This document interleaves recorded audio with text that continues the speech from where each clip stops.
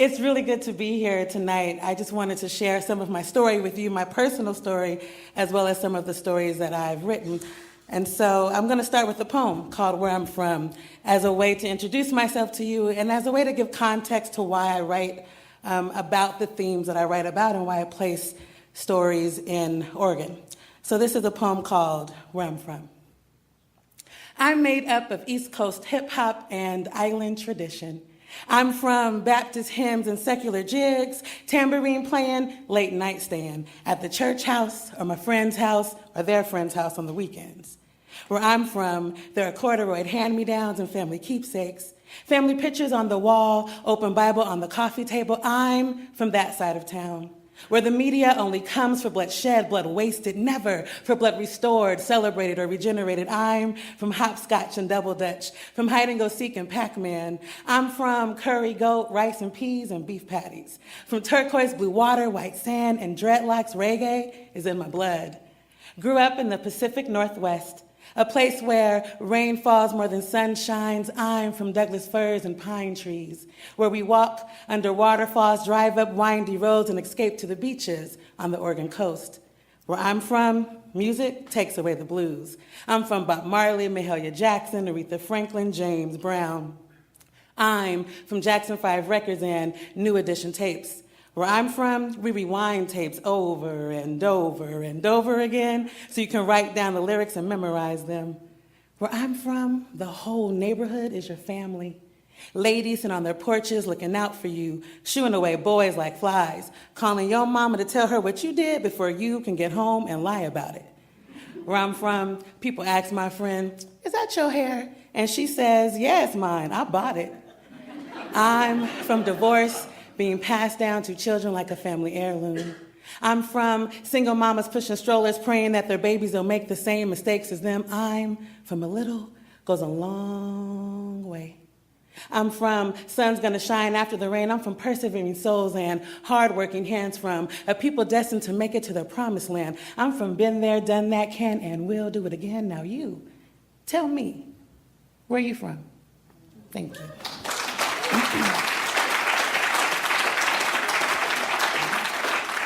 So I grew up in Portland, Oregon, and I grew up in Northeast Portland, which was the Black community. And for Portland, it was the hood. And there was always a news article about something happening in my neighborhood. There were always people coming into the neighborhood to help the young Black kids in that neighborhood, trying to make us better. And all they saw was brokenness, never beauty.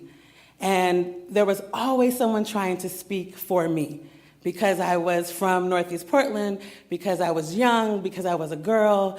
And so it was important for me to put my own story on the page. And I, at a very early age, started writing poetry and started writing in my journal as a way to say, actually, this is how it is. There's brokenness, yes, but there's beauty also.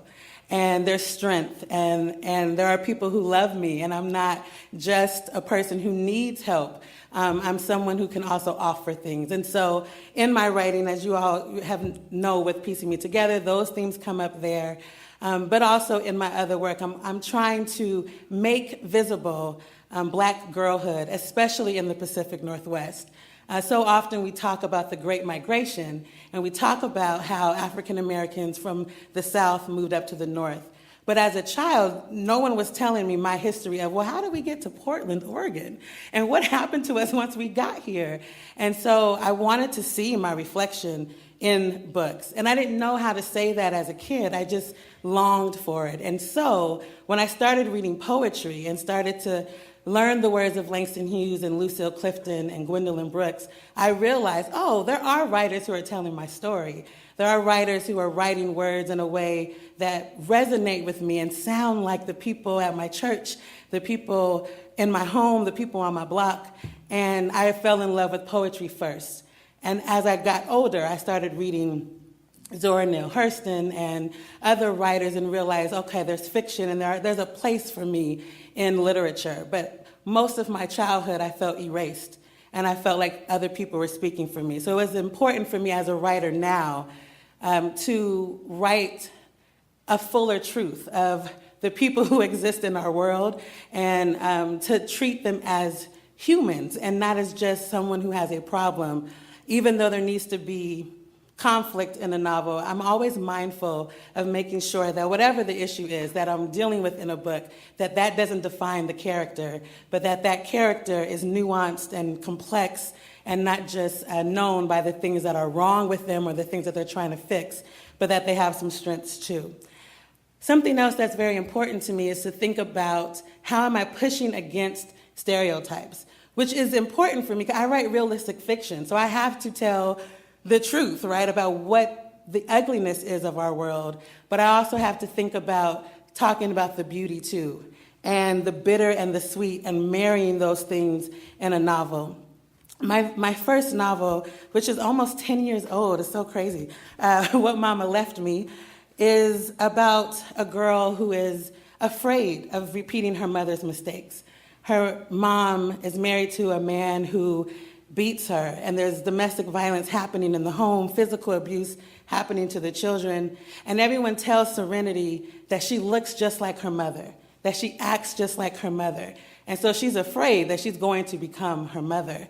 And as I was writing this book, which is not based on one person's story, but a lot of the young girls that I've mentored and worked with have been in similar situations, and some of what they've been through inspired this book.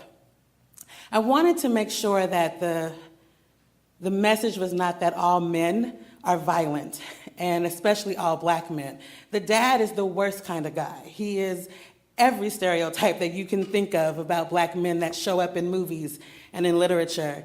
And I needed to be true to who he is and to that type of person that exists in the world.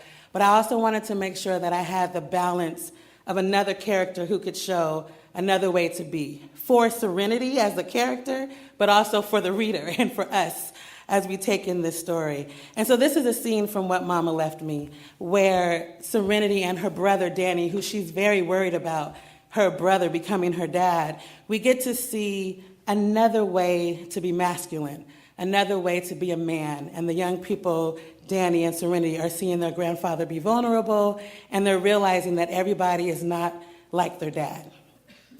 In this scene, they've just come from a retreat. So they've been removed from the home. Their mother is dead. They are living with their grandparents, who are pastors at a local church. And they've just been at a church retreat, which is so new to them. They know nothing about that life. And they've just come back. And this is what happens. We've been back from the retreat for a week now. It's Saturday morning, and I wake up to the sound of slamming doors and yelling voices. Grandpa is standing at the foot of the steps screaming at Danny, "Young man, get back down these stairs right now." I hear Danny open the door, but he doesn't go downstairs. He is standing in the hallway yelling back at Grandpa, "What do you want? You've already said no. What else is there to talk about?" Danny has found new boldness today. I get out of bed and go into the hallway. "What's the matter?" Danny snaps at me. "None of your business. Leave me alone." Grandpa keeps fussing. "Danny, you don't walk away from me when I'm talking to you, and you don't slam doors and throw tantrums in this house. You understand?" "Yes, but what I don't understand is why I can't get the shoes." Grandpa sighs. "Didn't I just get you shoes at the beginning of the school year?" "Yeah, but those are ugly." "Danny, the answer is no. No new video games, no new shoes." Grandpa starts to walk away. "You ought to be grateful for what you have. There are kids in this world who wish they had even one pair of shoes." Grandpa is out of sight now. He's walked toward the kitchen, still mumbling about how ungrateful the youth of today are and how materialistic we've become. Danny is mumbling too. "My daddy would have got them for me," he says, but not low enough, because Grandpa is making his way up the steps before Danny can say anything else. "What did you say?" Grandpa is short of breath because he is talking and walking up the steps at the same time. "You're right. Your father got you everything you wanted. But son, I'm going to give you what you need." When Grandpa reaches the top of the stairs, Danny backs up. Fear has come now and erased all that boldness and attitude. He flinches and puts his hands out to protect his face. "What are you flinching for? Why are you jumping back?" Grandpa is yelling loud. His voice is like thunder, an unexpected roar. Now Grandma is at the foot of the steps. "James, leave him be. Leave him be," she says. "Why did you just flinch up like that, huh? Answer me, James. Answer me." Danny doesn't sound angry anymore. Now his voice is soft and low. I thought you were going to hit me." Grandma is upstairs now. The hallway seems tiny with the four of us standing there. The silence is loud. No one speaks or moves until Grandma puts her hand on my grandpa's back. "James, leave him be." Grandpa gently touches Danny on his shoulder. "Like I said, I'm not your father." He keeps his hand on Danny's shoulder, and it must feel like a heap of coals because when Danny's anger melts away and now he is crying. Grandpa repeats himself, "Son, I'm not your father. I'm not like him."